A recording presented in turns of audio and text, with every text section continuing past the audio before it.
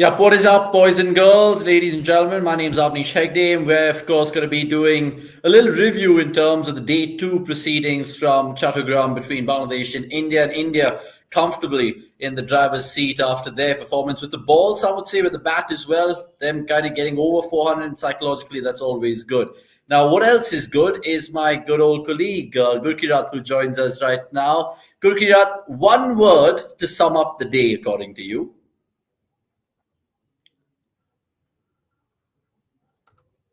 I'll have to unmute you. Ah, yeah.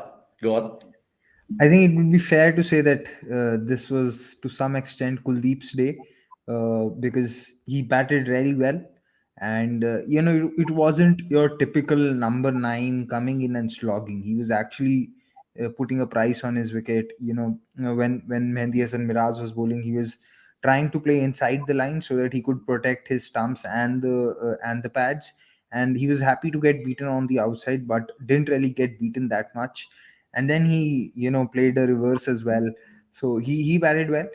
And from there on, you know uh, I'm not surprised how Bangladesh played spin today, because earlier this year when they had gone to South Africa, twice they were bowled out in under a session by the spinners. I think once it was, they were bowled out in 23 overs, and they lost all wickets to Simon Harmer and Keshav Maharaj. And I think in another test it was 19 or maybe 20 overs. So not surprised. Kuldeep was always going to be difficult for them because you have to pick him from the hand. And when the four wickets were already down, there was not going to be much of a resistance anyway. Hmm. Funnily enough, that was his highest test score in his career of 40 that he got of 114 balls. And that's a nice way, I'm guessing, to introduce Anirudh Yo, in the sense of all the stats out there. Gurkia touched upon a few things which we'll get into and deep dive. But in terms of some of the nuggets and stats, whether it's Kuldeep with the bat, whether it's Kuldeep with the ball, or Siraj, talk to me about some of the pertinent numbers today. I like there weren't many as to say as a record or something, but yeah, there were few things which I stressed upon even in our quick buy thing. So Siraj particularly is very good against left-handers. That is one of the thing which makes him a very good opener. If you check out like almost every team have left-handers as their opener, and like there is a difference of around 20 balls between his wickets against left-handers as compared to right-handers. So he picks up a wicket every 38.7 balls against left-handers as compared to 66.2 against right-handers, which is why like you will be needing somebody like a Siraj. Like in most of them, if you see even Umesh Yadav or Shami, they are all very good against right-handers, but there are hardly few bowlers in India who are very good against left-handers. So that is one thing which I've observed, and everybody says like Ashwin is great against left-handers, but if you see this year, his numbers are very stalking to what he had before. Like he has a bowling strike rate of 73 against left-handers this year, which is his worst in his career in any calendar year. So Wow, that's cool. and that is like in every year. I know like there was COVID and all those things, but still in every year he has bowled around 50 plus overs every year, barring the 2020. So you can see, Yep. okay, fine. That is really like okay, fine. You might say, oh, Rashwin left-hander wicket nikal lega. That hasn't happened this year. Yeah, and that's one of the myth busters which you kind of brought to the fore. Guys, I just want to recap the day for the viewers in case they missed the action because India, remember, there were always talks about 350. You spoke about it yesterday with Gurkirat and Akash and Somesh as well about how much India will muster. And when they lost Shreyas Iyer earlier on, you still felt that with Ashwin at the bat and maybe, a little bit of cameo assistance from the tail enders, they would kind of huff and puff their way to 350, but they got 400. Talk to me about Ashwin, the batter, Gurkirat, and how underrated that is. Because every time India find themselves in a spot of bother, I think I can think of that Chennai test against England as well. He kind of finds a way to bail us out. Is that more than meets the eye? You feel, Gurkirat? Yeah, I mean, this was something which was Ashwin the batter was at the peak of its discussion when India were touring England Yeah, last year, like who should play, and everyone used to talk about Shardul Thakur's innings at the Gabba, and then he actually played two good innings at Oval as well. But Ashwin has an average of nearly 27 with the bat in Test matches, and yeah. Shardul Thakur at that point of time had an average of around 16, 17 in first class cricket. So Ashwin has there was a brief time where Ashwin had just sort of become a walking wicket, but even in South Africa earlier this year, he played a very good innings, in Johannesburg in the first innings. But even then I thought, he was batting one number higher. He's not a number seven. He's still a number eight. There's actually a comment that has come in that why not try him as a number seven, and the reason is that for a number seven, you need someone who has a decent amount of uh, defensive game against pace bowling. Sometimes Ashwin isn't that tight. He has the tendency to be a little loose and play those drives through the hands, and that leads to his downfall sometimes. But overall, if you look at his batting average in India, I think is better than Ajinkya Rahane's. It's nearly around 40, and Rahane's batting average, I think, in India is around 36, 37. So Ashwin in subcontinent is no less than, he's a genuine all rounder. He's as genuine all rounder as it can get. Someone actually posted his numbers today that in Asia, I think with the bat he has an average of 29, and with the ball he has an average of 21. So Ashwin scoring those runs wasn't surprising at all, and this pitch didn't have anything to rush him. It was still a slow turner, so that this was not going to trouble him. And yeah, not surprised with him scoring runs today. Yeah, I mean, fun fact here is Ashwin requires 11 more runs to get to 3,000 test runs, and that'll definitely be breaking records, Anirudh. I'm guessing you don't get a player who gets that many wickets and that many runs, right? Yes, I was before he was when he was about to reach. I was just checking the amount of players who have scored 3,000 plus runs and picked up around 350 wickets. Hardly like nine players who have done that. So I'll just tell you. Yeah, and maybe we can guess the obvious ones like Callis, potentially Flintoff. Who the other ones which really come to mind, Gurkira? No, Test I or don't think Callis. I don't think Callis has 400 wickets. I think Callis No, has around 300. So Oh, okay, yeah, maybe I was taking the 300 plus 3,000 runs. yeah, so yeah, okay, so the thing is like you have nine players who have scored 3,000 plus runs and picked up 350 plus wickets, and Stuart Broad won, Kapil Dev, Daniel Vitry, Chaminda Was, Sean Pollock, and that is what. And the only Imran Khan is the only one who averages about 35 in that range. Obviously, Imran Khan was at a different level as an all Yeah, but rounder. all the names that you just mentioned, Ani, is the fact that all of these guys are like, legacy players. Whether you talk about your Pollacks, your Vas, or your Daniel Vittori, Ashwin certainly cemented that. So hopefully that continues from an Indian point of view. And Yeah. remember, there's five more important tests for India to make their charge into the WTC final. Gurki, let's talk about another man. We've spoken about Kuldeep in just bits and pieces, but we think about India's test team for a long time. We've always had finger spinners, namely Ashwin, Jadeja, Akshar. We saw him come to the fore against England. Is Kuldeep for you the number one wrist spinner in our test scheme of things right now? Is that a no-brainer? he's number one because there is no wrist spinner anyway at this point of time in the reckoning. That's the main But thing. I wanted to yeah, be polite about that.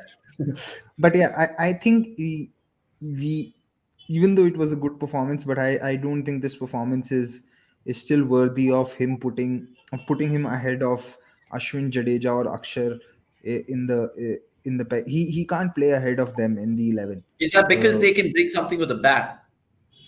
not I'm not even getting to that, but if you look at their performances alone and their averages alone, even Jadeja averages less than 25 with the ball in India, and I think overall in the last 4 or 5 years he's averaged under 30 with the ball. Akshar, again, when there is bounce and a little pace on the pitch, he becomes even more difficult to play because of the speed and the trajectory that he bowls at. So also like I said early on, that we need to take this performance with a pinch of salt, because Bangladesh haven't been really great players of spin. We tend to think that it's an Asian team, so it will play spin better, but they didn't. They really struggled badly against spin in South Africa.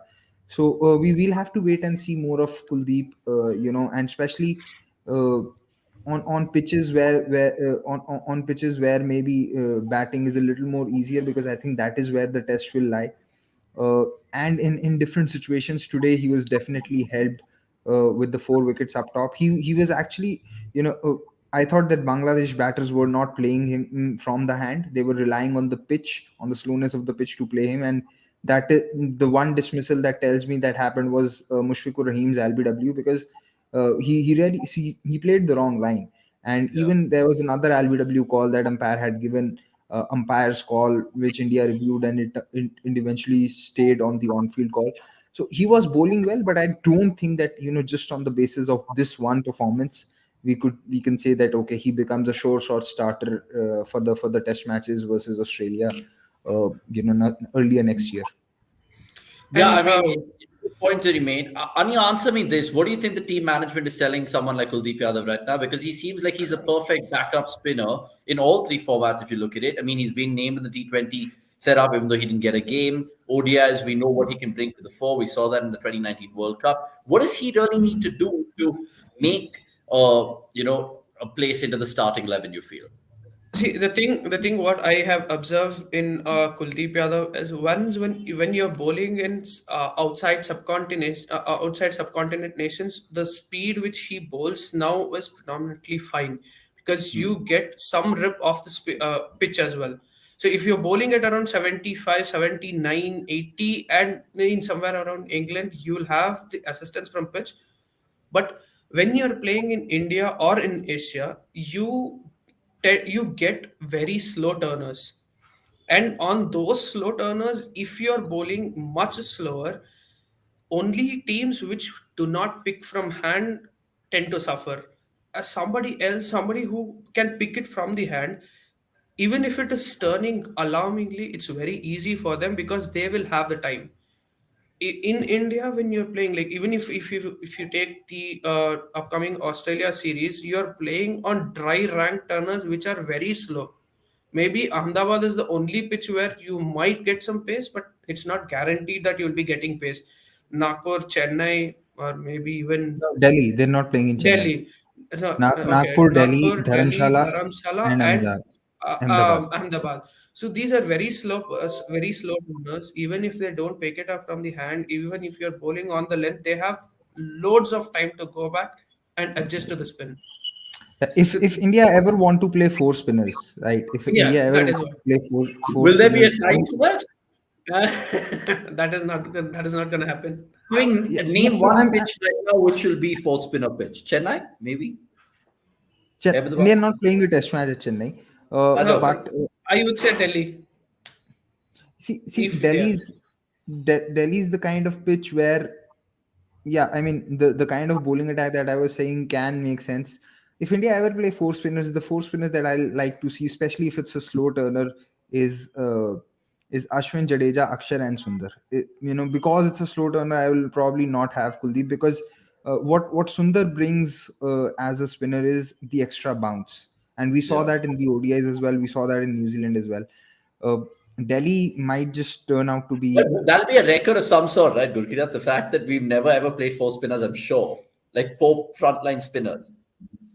Yeah, I mean, it would have been a long time. It might have happened in the 70s or the 80s, and Yeah, maybe I the good old DS Chandrasekhar days and Bishan Singh yeah, Bedi yeah, days, yeah. all of them. So that's what I'm saying. I'll still wait on and see, because the one thing that has always kept me a little skeptical about Kuldeep in tests is that his first class average, his average in Ranji Trophy is more than 30, and his economy rate is 3.6. Now that economy rate of 3.6 is on the higher side. Someone like Saurabh Kumar, who's also there in the squad, he has a first class average of around 22 with the ball, and his economy rates around 2.6, 2.7.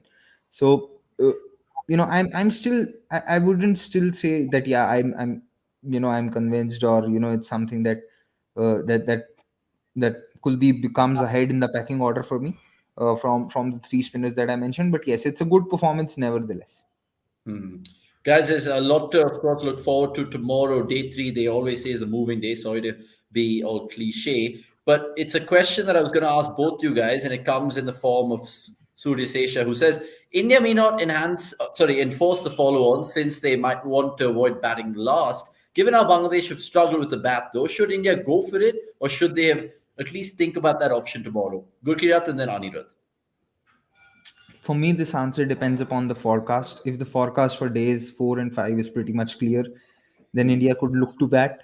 And because what it does is that the turnaround time for the next test isn't a lot, because this test match is supposed to be over on Sunday, and India play the second test I think on 22nd, and there's Yeah. some travel involved because it's not at the same venue. Yeah. And India actually batted 130, 130, 135 overs in the first innings. So if they actually make Bangladesh bowl again, it would probably help them in the second test match as well. Uh, but if there is even a slight possibility of rain and everything around, then maybe India could look to enforce the follow on, try and wrap up the test match quickly and have some rest. But yeah, I'm okay either ways, because I understand why it's important to bat again, because it really helps, especially when the turnaround time between two test matches is very little. Especially helps the team which has won and has been on the top, to make sure that the bowlers especially are struggling and don't have enough turnaround time. But even if there's slight chance of rain or anything on day 5, then maybe they can look to enforce the follow on. Ani, you echo those thoughts, given that India is still what 271 ahead, guessing the last two wickets. I don't know, Indian bowlers, tail enders might be a different story. They might reduce the deficit a little bit more. But even if you say you had 220, 230 runs to play with, and if you were KL Rahul, would you again insert them in, or would you just go on ball your way to 450 and then declare? See, the thing is now, nowadays every captain thinks this. Like how Pat Cummins said in the day and night test, I would rather want my bowlers to be fresh than being like having a lead of 250 or two, three, even 300. Only when you have a lead of around 400 and the guys are all out within around 40, 30, 50, 60 overs, then fine. Otherwise, and that is valid because every time if you see like okay fine, every bowler goes through that injury. Nowadays injury has been a biggest problem, and that will certainly be in captain's mind. He doesn't want any bowler to go into a stress where okay fine, I have to bowl again. And once when you're bowled around 80, 90 overs, even though the spinners are bowling, they won't be fresh enough to pick up those wickets. That is one of the reasons why nowadays captains are very reluctant to enforce the follow on. So I'm 100% sure they're going to go and bat. Even if you have 200 runs, just go and have a batting practice back around like one for 1.5 sessions, score somewhere around 150 and declare by around 350 runs or 400. That would Yeah, Okay. obviously be the ploy. the Yeah. last year November, when India were playing New Zealand in Mumbai, when Ejaz Patel got that 10 for, India had dismissed New Zealand for under 100. I think around it was 68, 69, and it was probably in some 30, 35 odd overs, or probably even lesser. But India still batted again because there was enough time left in the test match. New Zealand had been bowled out on day 2, if I'm not wrong, Yeah, they and too. there was enough time left in the test match. So if there is an time's not a factor. I just think that if there is, I'm not sure what's the weather prediction is, but if the weather's clear, then I see India batting again, because like Anirudh mentioned, you want your bowlers to have enough rest, because there is not enough turnaround time, like I said, between the two test matches. So if you can give your bowlers a little more rest, you can make sure that Bangladeshi bowlers are bowling a lot more than what is required. Then it helps you eventually in the second test match as well. And remember, there's points to play for because India, in the grander scheme of things, want to be competing for that WTC final. And if they beat Bangladesh and don't have any hiccups in this series, they can concentrate in Australia and hopefully get the points from there as well. Gents, thank you so much for, of course, lending your time in this Thursday evening show, the day 2 review that it is. We'll just end in a fun note because there's been plenty of comments coming through from Rajay and Subodh. Now, Subodh is targeting the light blue chap here, in other words, our stat man, Ani. Ani, he's gone on to say, Anirudh is the guy I was talking about. He said in the previous show that KL Rahul is more skillful and a better batter than Rohit Sharma. Are you crazy? And then he had a follow up which said KL Rahul plays maiden overs in T20 cricket. Anirudh says he's still more better watcher batter than Rohit Sharma. Ani, defend yourself, please. I would always say he's a more classical batsman than Rohit Sharma, and that is the reason why I say yes, he's a better batter than Rohit Sharma. He has more techniques than Rohit Sharma. I would obviously say this.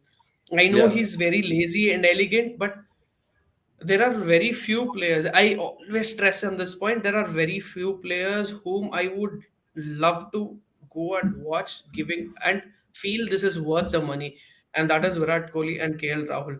Because once these guys start to play well, it's not something which it goes around as a slogging, but it is just pure cricket which you watch. Yeah. Yeah. No, They and Okay, make the, those. I'd back up Anirudh here in a different context. So I do feel that at the point of time when Ajinkya Rahane made his Test debut, right? When Ajinkya Rahane made his test debut, I thought and I still believe that he had more talent, more batting talent than someone like Virat Kohli or Chiteshwar Pujara. Because you looked at the shots that he could play, right? Yeah. You looked at how he batted in Durban in his third test, and then you saw the kind of 100 that he made uh, made in Lords, and then his performance in New Zealand in his first overseas cycle. I do believe that he genuinely had more batting talent then than. when did reality strike you that Virat Kohli is way better than Ajinkya Rahane? Okay, now here's what I'm coming to. It often happens, and it happens a lot of time, that someone with more batting talent doesn't do justice to that ability. And that for me is the case of Ajinkya Rahane in test matches, because there is no way Ajinkya Rahane should be ending up with a test match average of less than 40. And Hmm. if his test career doesn't resume, he's likely to end up with that. And he has roughly the same number of hundreds as someone like Johnny Bairstow and Ben Stokes. And we Johnny Bairstow has had one great year in test matches. So uh, someone like Angelo Matthews averages 45, and Ajinkya Rahane averages around 38, 39. So I still believe that when it comes to playing pace, especially off the back foot, Ajinkya Rahane is definitely has more shots, and was more talented, but he didn't convert that talent. Coming to Rohit again, when Rohit made his debut in 2007 and Virat made his debut in 2008, uh, it's something which even Virat has mentioned, that everyone was talking about Rohit Sharma because he had the kind of talent that he had. But now when we see their careers, and regardless of which format you pick, you see that Virat has uh, clearly outperformed Rohit Sharma by a fair margin. So players can have more batting talent than some other player, but it's about converting that batting talent. And I do feel that someone like KL Rahul is extremely skillful. What he did in England in test matches in 2021, and then in South Africa earlier this year, is not easy, because he was opening. He and he scored runs in difficult conditions. But unfortunately, it's just been the case with him that whenever it seems like KL Rahul is getting into his groove and becoming trying to unlock his potential, there's sometimes an injury, or there's something else, or some other thing. Even in this test match, when he was batting, before the ball that got him out, he was actually defending quite well. He was playing close to his body, leaving well, and he was defending with such soft hands that the ball was just getting dead to the pitch. It wasn't even traveling. So uh, I mean, if Anirudh feels that there is more batting talent, or he KL Rahul could be more watchful to him, it's a fair assumption. It doesn't necessarily mean overall that, okay, by records or overall, Rohit Sharma could be like Rohit Sharma is an inferior batter. It just comes down to uh, your preference. And someone like Shiv Narayan Chandrapal was never the kind of batter that you wanted to watch bat, because he didn't have elegance. But at the same time, you look at his record and you look at his performances, it's clear that to some extent, he overperformed than the batting talent that he had. And you will see enough cases, not just cricket, but in a lot of other sports, where some players have just punched above their weights and some haven't done justice to their talents. Yeah, I mean, food for thought that I don't think we should really heckle Anirudh or any of our experts because we all have opinions. And even Gurki made some really valid points right now with the Rahani comparison with Virat or for the road Virat fact as well. Guys, look, we at cricket.com just love talking about cricket. We can go on Yep. and on and on, but we have other errands to do and things to work out. So we'll catch you guys soon. Remember, Gurkirat has a show tomorrow at 8 p.m. Are you doing it at 8 p.m., Gurkirat, or 6 p.m.? Yes, the 6 p.m. was last time because there was a game. There was Women's a match. women's T20. Yeah. Correct. So So 6 p.m. we'll do the day 3 review, and then 8 p.m. you guys can join Gurkirat on his show. And also, kind reminder, later today, 8 p.m. the CDC follow through with me. We're doing an interview with one of the New Zealand guys who'll tell us about Kane Williamson's test skipper legacy and all of that. So lots to get involved. Press the bell icon, subscribe, and tell a friend, tell a family, and get involved in the comments if you guys want to be featured. We're more than happy to do that. Gurkirat, Anirudh, it's been a pleasure. I'll catch you soon, and hopefully day 3 is a moving day and India can inch closer to some precious points.